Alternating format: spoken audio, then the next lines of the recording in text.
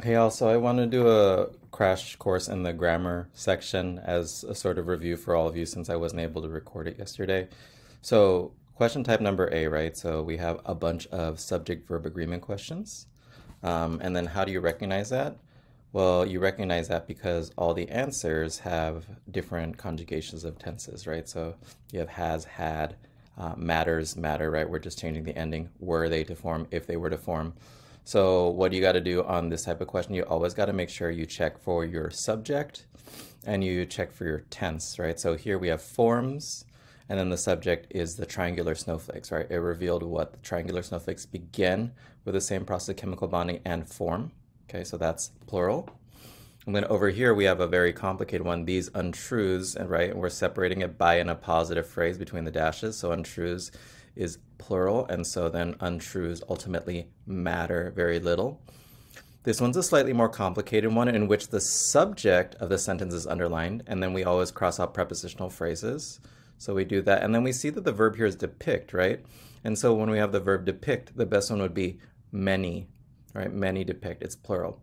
Another thing you want to think of is like you have one and anyone, right? Those two are very similar in meaning. There's really no meaningful distinction, so you can cross out words that kind of mean the same thing. Okay. Part B is a very similar one. This is verb tense. So verb tense and subject agreement often go hand in hand. There's a lot of overlap. So you want to make sure you're checking surrounding parts of the passage for tense too. So the south wall shows, that means this is present tense, right? The fresco is. So then if we want to pick tense, then we pick depict. That is also present tense, right? This is past tense. And then ing. Ing are not verbs. Those are called participles. Okay, here we have past tense, right? We watched the sun. Be careful, right? You have to fix the sentence first. So I don't think we can actually use that one. But as we hiked into the woods, my three friends and I stepped, right? So this is past tense. So then B would be would need. This is would we use as the future form of past tense. Would have needed, that's called conditional or hypothetical tense, right? This is for things that are unlikely to have happened. Over here, I began my trek to Brooklyn, right? My first view was far from heavily, so we know we're in past tense. So we cannot choose B. Has is present tense. This is present perfect. And also the conjugation is wrong, right? It's not has sang. It should be has sung. Okay, so not had sang. That's just not proper conjugation. So we sang, that's past tense, and then we had sung. These are both correct. And then which one is better? We got to keep looking, right? We need the apostrophe. The bridges, lovely views from heaven. So then this is going to be correct. C technically could have been correct too had there been an apostrophe there. So please make sure to read the entire answer because sometimes there's dangling things at the end that we might not be paying attention to. So notes here for your subject-verb agreement question, always remember to cross out prepositional phrases. COP for short, right? Prep phrases. I'm just going to abbreviate that. That way you can identify the subject. The subject typically is the first word in a long phrase, right? The girl in the back room. It's the girl. Over here we have what did we have over here? The triangular snowflakes, right? So it's the beginning of the phrase. These untruths, and notice how far away the subject is from the verb. So that's question type number one. Then offshoot of this would be the idea of parallelism. So parallelism is when you have a list or comparison, and you want to make sure that everything in that list is going to be in the same style or structure. So by 1976, he was selling pots to travelers. So we have a past tense verb here, and had taught, right? That's the only one that's a verb out of all the answers, right? This is a noun, and then this is just the wrong tense, right? This is present tense. So what was the key word here that told us to look for parallelism? And. Over here, it's impossible to predict which people will dig into their pockets or, right? So we have another conjunction there, which people will dig or open, right? Making sure you match the style and structure. Okay, question type number D. This is pronoun question. So whenever you have a pronoun, you always want to make sure you check for your antecedent. What's an antecedent? That's the word that a pronoun replaces. So for a question like number 42, we have them, these calculations, those, and those things. When you have that kind of three vague ones and one specific, it's very likely the specific one. Because otherwise we don't know what them is. Is it the sun and the moon and other celestial bodies? Is it his studies? Right? There's not a clear antecedent for this, so we want to specify there. Over here we have a clear antecedent. It's the first noun in the sentence, right? The kayaks. So kayaks, they are. Remember, we can use they to refer to inanimate, non-human objects. Furthermore, the board offered no evidence to back up its, right? Its. The board is a singular entity. Even though it represents a bunch of people, the noun itself is singular. And then we can always check between F and H, right? This should not be it is. We're using this one, which is possessive. And then it's claim that such clothing. So we're defining or describing the claim, and we use that with that. We can't use which here because there's no comma. Over here, we have struggling financially in the Depression of 1873. She and her husband moved, right? So if you have a compound subject like this, you want to read each of them separately. She moved to a farm. Her husband moved to a farm. That's how we tell the difference between something like F and G, because we would not say her moved to a farm, right? We would say she and her husband. So it should be this one, H. And then you can do it backwards too, right? Give the flowers to, right? If we say give the flowers, we would say give the flowers to me or give the flowers to I. Well, obviously, we would say me, right? That makes sense. But then all of a sudden, if you stick another subject, or this is actually an object, right? Then people confuse it. People say often, give the flowers to my friend and I, because they're taught to say my friend and I, right? But here, this would be an example in which you'd say me. Give the flowers to me, give the flowers to my friend and me. Okay, here's our agreement challenge. So we have the verb underline, right? What is doing the making? The Navajo language is complex. No, it isn't the Navajo language. I got confused here. Why? Because we have the word that. The structure and sounds, they make what? They make the language unintelligible. They make the language unintelligible to anyone, right? So the correct answer here is C. The principle of averted vision states that the eye can often see distant objects better by looking to blank rather than. So we have a comparison phrase here, right? So we look to blah, blah, blah rather than directly at them. So we're ending with a prepositional phrase. So we want to end with a prepositional phrase here. Look to one side of them rather than directly at them. 21 over here is something called the dummy it. There's a rare occasion in which you can say it took decades to resolve because there's just not a clear subject there, right? It is hot today. It's time to go, right? So there's a rare occasion where we can use this dummy it without clearly referencing a subject. And then here, so during class when I give this one, most people will read this and be like, okay, the clock has kept time, right? Has kept sounds the best. But the trick here is that this comes after a page turn. It literally came after a page turn and I copy pasted it exactly as it was. So you got to remember, beware of page turns. So what I did here is I copied the entire paragraph and you could see that this was in 1753. He constructed a clock. He had dismantled. Everything was in past tense, right? So then when we keep reading, then it would make more sense to say the clock kept time for over 40 years, because even 40 years after 1753 would still leave us in the 1700s, right? So this is an important thing about keeping an eye on the context of the passage. Now we have punctuation, right? So commas, we're a bunch of different types of commas. So the first one is the list comma. So what do we have? We have a list of 3, right? Giants, monsters, and other fantastic creatures, right? A list of 3. So this one would be the best one separating the list.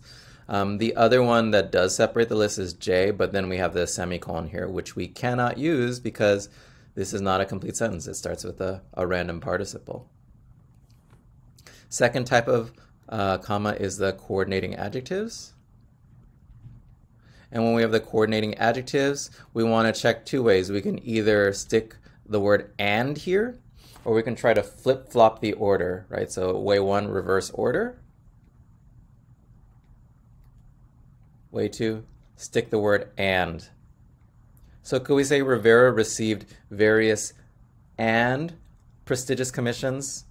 Not really, right? Or could we say prestigious various commissions? No. It doesn't make sense. So if you can't flip them or stick in the word and, then we're not going to use a comma, right? So if this works, if you can reverse order, if you can stick the word and, then you can use a comma.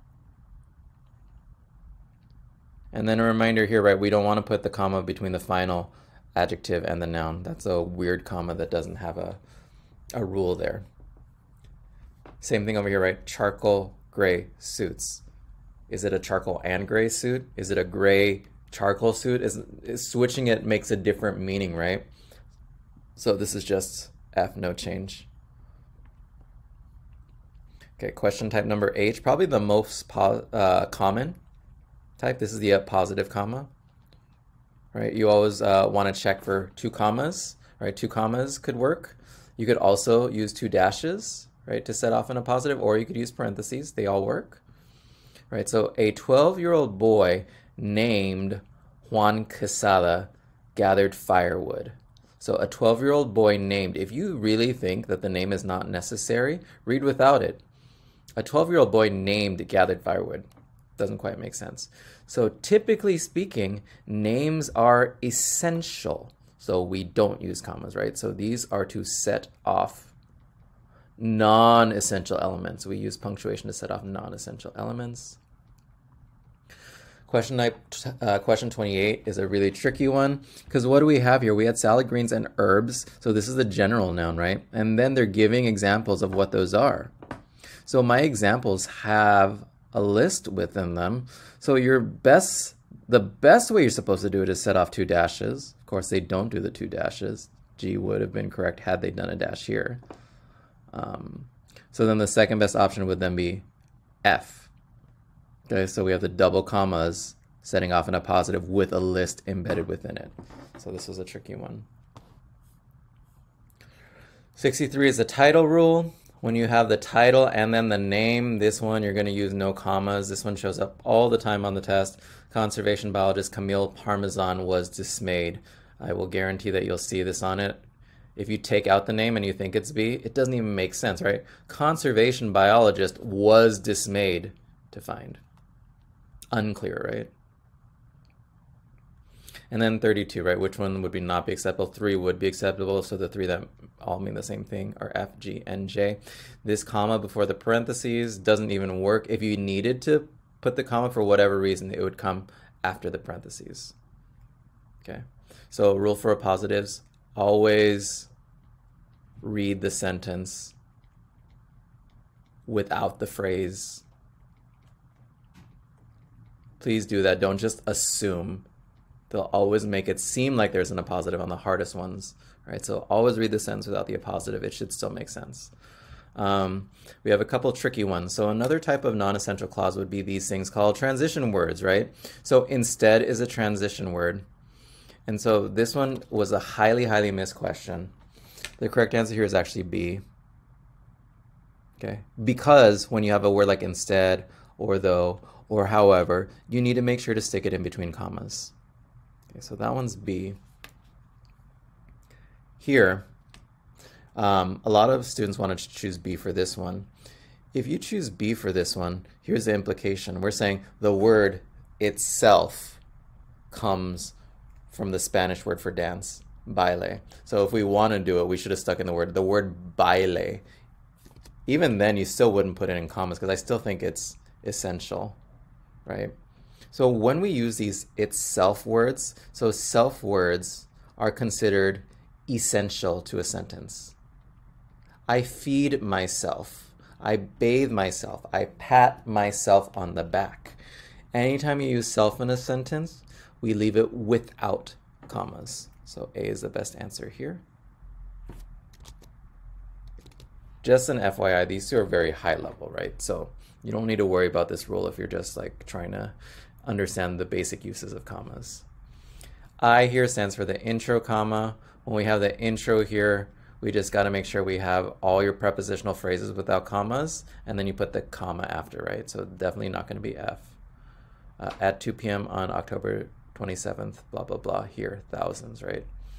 So look at G and J. They both look the same, but we have this extra comma here, right? So typically speaking, we don't want to put this comma before the preposition. So a long intro, usually of 4 or more words, then you put the comma before the sentence starts.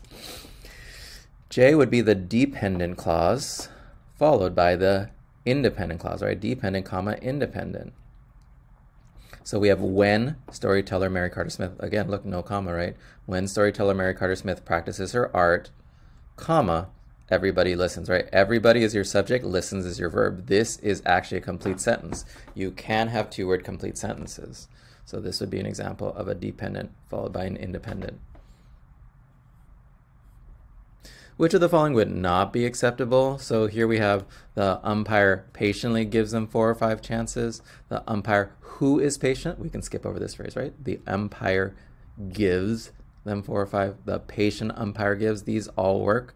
The only one that doesn't work would be C, because all of a sudden we included a dependent clause here starting with who, right? We never finish it. Here we inserted it, but we set it off with 2 commas, right?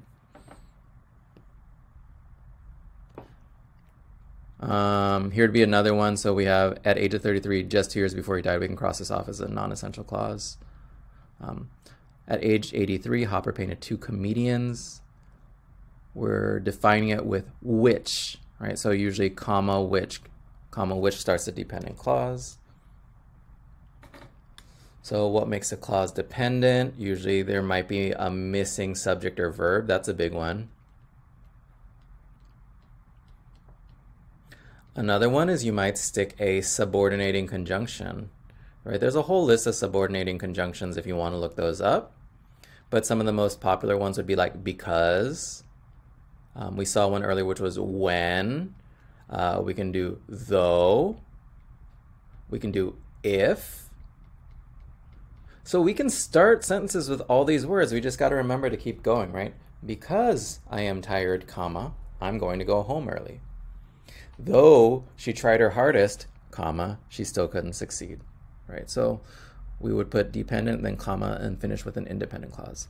The other type of thing that we got to look out for is when we take a verb and add an ing or ed ending, that is no longer a complete sentence. They're not dependent clauses, but they're still not complete sentences, right? So like painted by Van Gogh, that's not a complete sentence. Now this is now a phrase.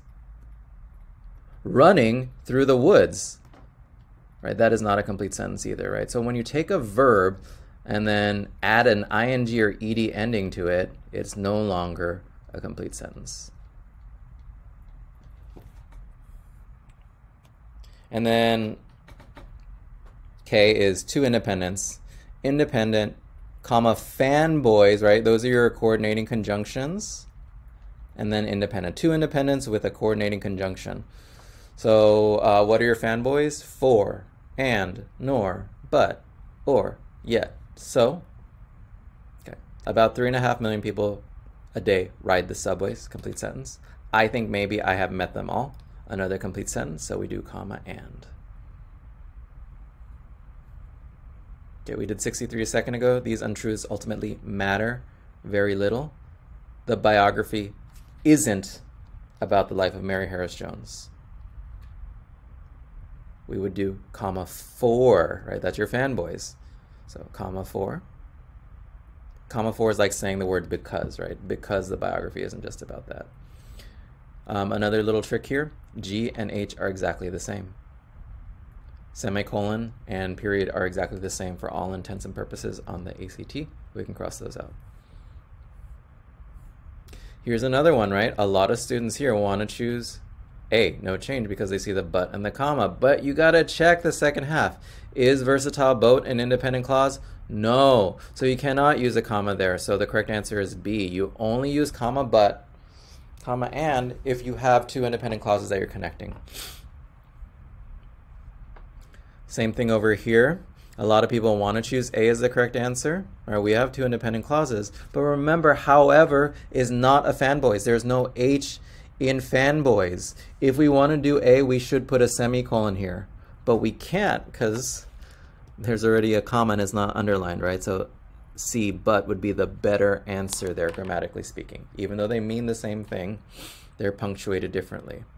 So here, we got to be careful with never. I don't like never, but it's the word that, right? When you use the word that, you don't want to use a comma before that, right? Same thing with like subject and verb, right? You don't want to put a single comma between your subject and verb. That's not a good rule or not a good look, right? Or the adjective and the noun. We don't want to put a comma between the adjective and noun, right? The only reason it might show up is if there's some other reason you're using the comma, right? Almost never put a comma before a prepositional phrase.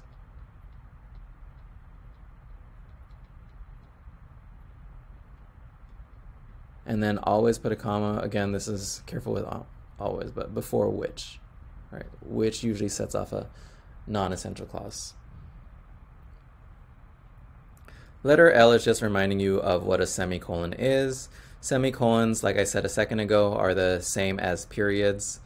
So other letters are solemn, speaking of relatives and friends who had died. This is not, you can't use this. It's not two complete sentences, right? Here we see G, right? Now we put a subject and a verb. So G, we should put the semicolon there, but they don't have it there, right? And so what do we have here? We have speaking, right? We have a participial phrase.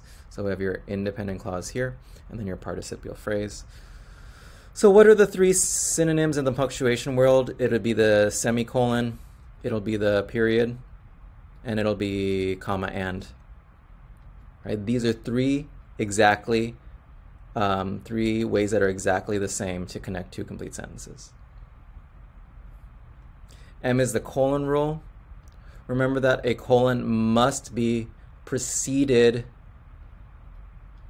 by an independent clause, must be preceded by an independent clause. So a lot of people want to choose B. I'll say complete sentence here.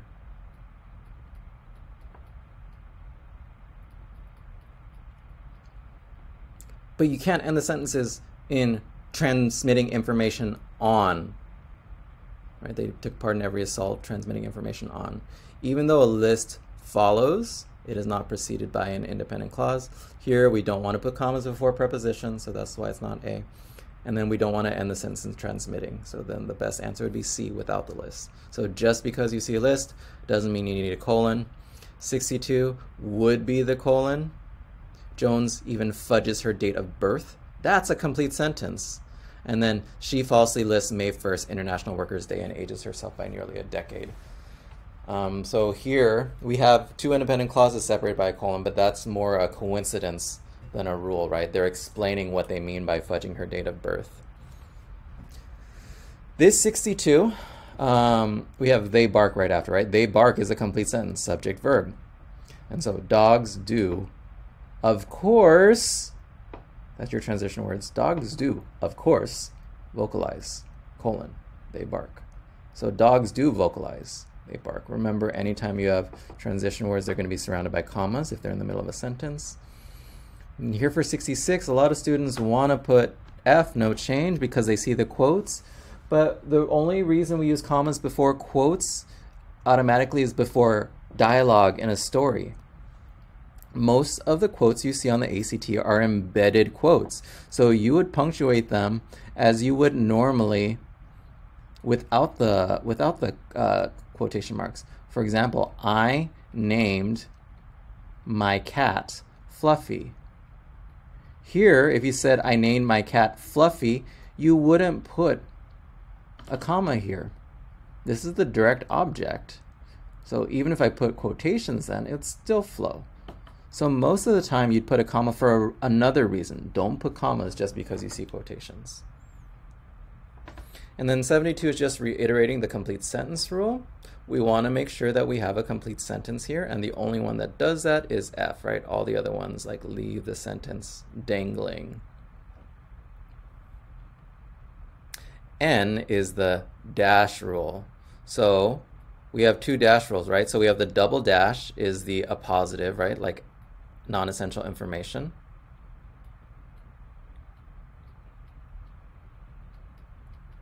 And then we have the single dash. The single dash is essentially the same as the colon. So you're going to follow the exact same rule over here. You need the complete sentence before the colon or before the single dash. So 28, right? So you see the dash over here. So then it's very likely H, but always remember to read without the double dashes. And thanks to Callie for Women, now more people can hear Granny's voice speak about the truths common to us all. So this one does work. Again, don't automatically think about that though. Okay, here for 50, the sentences are accompanied by a series of, again, no colon there, not a complete sentence, a series of thumbnails. And then what are they doing? They're describing or defining the thumbnails, right? Small panels that I use to experiment with the sequence of images. So that one would be G. Independent clause before the dash. Okay, we have our challenging punctuation review. Right, so this one, we have the Arthur Conan Doyle had the original photographic plates examined by experts. However, they found no evidence of double exposures. This is not correct. You need a semicolon. So what are we doing? We're describing the experts, and we use who, not which. Experts are people. Here we have Houdini. We have this dangling comma over here. So sometimes I'll put a comma really far before the underline or really far after the underline. Right? So this one is the appositive comma. Houdini, blah, blah, blah, blah, blah, blah, was skeptical about the existence of humor or of supernatural beings. Always read without the commas if you see the appositive. Here, which of the following is not acceptable? I could put comma which to describe imping. Bird rehabilitators, therefore. Oh, there we have our transition word inside of commas, right? So we can get rid of that one. Cross it out just to make it a shorter sentence. Bird rehabilitators treat broken raptor feathers through imping. We have a complete sentence, so we could use G. And we're defining it. Let's see what this definition is. It says the implanting, ing, of a feather into the quill stub. It's not a complete sentence, so which is not acceptable? H. Here, preservation groups saved it from demolition. Complete sentence. The lobby was moved across town in pieces. Another complete sentence. So then we do need that comma and, right? Comma and between two independent clauses. And then we gotta pay attention though, because we have this very dumb comma right there, right? Right after the preposition, splitting it from its object doesn't work, right? So the best one is A. So for whatever reason, they decided to set off this prepositional phrase with commas, which literally has no reason other than to complicate the sentence.